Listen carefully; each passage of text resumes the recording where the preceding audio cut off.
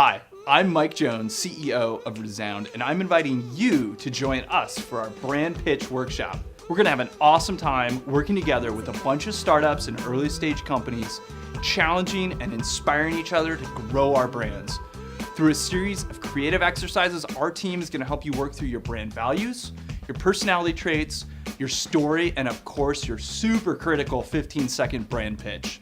This is all about distilling your brand down to give you that critical focus you need to win more customers and keep them for life. The value for me was realizing that there was so much more to my brand than how I was positioning my business, and that it really involved so much more about my personality and what I was actually delivering for my customers, not necessarily what I aspired to be. Also, my brand pitch was something that I really retooled after the workshop in understanding what I needed to convey to my customers to help set me apart from my competition. I'm a big fan of experiential learning. That means that I'm not just gonna tell you everything about brand. I want you to experience it, think about it for yourself. So coming to the workshop is a little like having fun.